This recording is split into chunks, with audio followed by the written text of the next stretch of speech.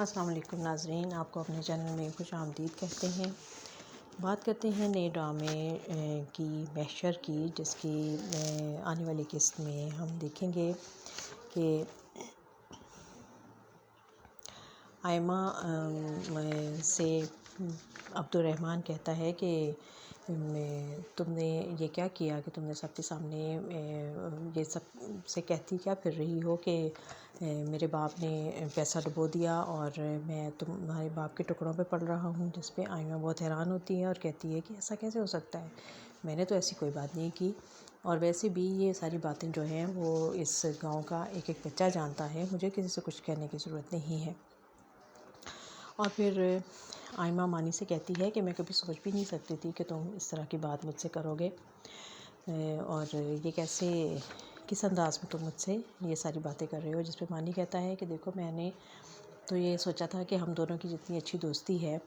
تو ہم ایک ساتھ رہیں گے ہمیشہ، لیکن تم نے فیصلہ عبدالرحمن کے حق میں دے دیا ہے، جبکہ تمہاری اور عبدالرحمن کی تو کبھی آپس میں ایک دوسرے سے بنی ہی نہیں، تو تم دونوں کی شادی کیسے کر سکتے ہو۔ اس سے پہلے ہم نے محشر ڈرامے میں دیکھا کہ اس میں بھی دو فیملیز کا تعلق دکھایا گیا ہے، کہ ایک میر فیملی ہے جس میں ان کی آئمہ ان کی بیٹی ہے، اور عبدالرحمن جو ہے وہ ان کا بھتیجا ہے، اور بھائی کے انتقال ہونے کے بعد بھائی اور بھابھی کے انہوں نے بہت پیار سے اس کو چچا چچی نے بہت پیار سے پالا ہے، اور وہ ان کو ہی ماں باپ کہتا ہے، اور وہ شہر میں پڑھنے کے لیے گیا ہوا تھا، اور اب وہ وہاں سے گولڈ میڈلسٹ ہو کر واپس آ رہا ہے، اور ادھر میر صاحب کی جو بیٹی ہے آئمہ، وہ ایک بڑی خوبصورت اور بہت لائق لڑکی ہے، اور وہ ہمیشہ سے ٹاپ کرتی آئی ہے، اور اس بات سے کافی جیلس بھی رہا ہے عبدالرحمن اس سے، اور وہ چاہتا تھا کہ میں اس کو کسی طرح سے شکست دوں، اور اس دفعہ وہ جب اپنی یونیورسٹی میں اس نے ٹاپ کیا اور اس کو میڈل ملا، تو وہ اس بات کو بڑا فخر محسوس کر رہا تھا کہ دیکھو، آج اب میں نے میڈل حاصل کر لیا ہے، اور تم مجھے ایسا نہیں کہہ سکتی، میں ساری عمر میں جیلس ہوتا رہا ہوں کہ تم ہر بات میں مجھ سے آگے رہی ہو۔ جس پہ وہ کہتی ہے کہ ایک میڈل مل جانے سے تم کیوں اتنا اترا رہے ہو، اور پھر جب اس کا بی اے کا رزلٹ آتا ہے تو وہ پورے فیڈرل بورڈ میں وہ ٹاپ کرتی ہے، اور اب اس بات پہ بھی امیر عبدالرحمن جو ہے وہ خاصا جیلس محسوس کرتا ہے، اور بہت زیادہ دکھی اور پریشان بھی ہوتا ہے۔ اس کے آنے سے پہلے ہی اس کے چچا چچی جو ہیں وہ یہ فیصلہ کر چکے ہیں کہ آئمہ کی شادی میر عبدالرحمن سے ہوگی، جبکہ اس سے پہلے مانی جو کہ ان کے بہت ہی عزیز دوست گیلانی کا بیٹا ہے، وہ دونوں میاں بیوی گیلانی، نجمہ گیلانی، دونوں جو ہیں وہ آتے ہیں ان کے گھر رشتہ لے کر، اور باوجود بہت زیادہ دوستی اور کلوز ہونے کے باوجود وہ کہتے ہیں کہ میر صاحب کہتے ہیں کہ میں بڑی معذرت چاہتا ہوں، کیونکہ میں تو اپنے بھتیجے کے ساتھ اس کی شادی کرنا چاہتا ہوں، اور میں آپ کے بیٹے سے اس کی شادی نہیں کر سکتا، جس بات پہ وہ اتنا زیادہ خفا ہوتے ہیں کہ وہ کہتے ہیں میرا اور تمہارا کوئی رشتہ باقی نہیں ہے، اور وہ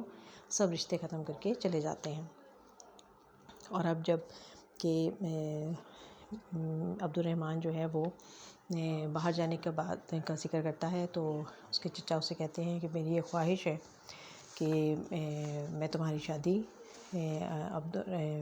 آئمہ سے تمہارا نکاح کر دوں اور تمہاری شادی ہو جائے، اور اس کے بعد تم یہاں سے جاؤ۔ تو وہ پریشان ہو جاتا ہے، اور وہ ان کو کوشش کرتا ہے ان کو سمجھانے کی۔ ادھر ہم نے مانی کا بھی دیکھا کہ وہ بھی انکار پہ بہت افسردہ ہے، کیونکہ وہ بہت پسند کرتا تھا آئمہ کو، اور وہ آئمہ سے کہتا بھی ہے، اس بات کا شکوہ بھی کرتا ہے، جس پر آئمہ اس کو بچپن کی یاد کی وہ جو گڈا یاد کرتی ہے کہ جیسے وہ گڑیا گڈے کی شادی کیا کرتے تھے، اور بچپن میں بھی آئمہ جو ہے وہ عبدالرحمن کے گڈے سے اپنی گڑیا کی شادی کرتی تھی، اور گیلان اس کی مانی سے وہ انکار کر دیتی تھی کہ میں تمہاری گڑیا کی شادی نہیں کروں گی، اور پھر وہ لا کے اس کو گڈا اس کا دیتی ہے مانی کو، اور کہتی ہے کہ یہ تم نے میرے گھر پر چھوڑ گئے تھے، لیکن وہاں اس کا کوئی کام نہیں ہے، اور یہ تم واپس لے لو۔ اور ادھر آئمہ کی سہیلی ہے ایک فوزیہ پروین، جو کہ وہ بھی بہت دیوانی ہے، اور وہ بہت پسند کرتی ہے عبدالرحمن کو، اور اس کا انتظار کرتی رہتی ہے، اور جب اس کے آنے کا اس کو پتہ چلتا ہے تو وہ اپنے جہیز کی بنی ہوئی، اپنے ہاتھوں کی بنائی کی ہوئی، کڑھائی کی ہوئی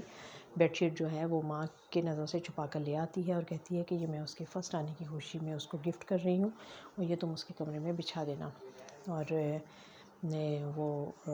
اس کو دے دیتی ہے، اور جس پہ آئمہ بہت حیران ہوتی ہے اور یہ بات جتلاتی بھی ہے اس کو، عبدالرحمن کو، کہ تم آ رہے ہو تو اس کے لیے بھی گفٹ لے کر آؤ، کیونکہ وہ تمہارے لیے اپنی جہیز کی بیڈ شیٹ نکال کر لے آئی ہے۔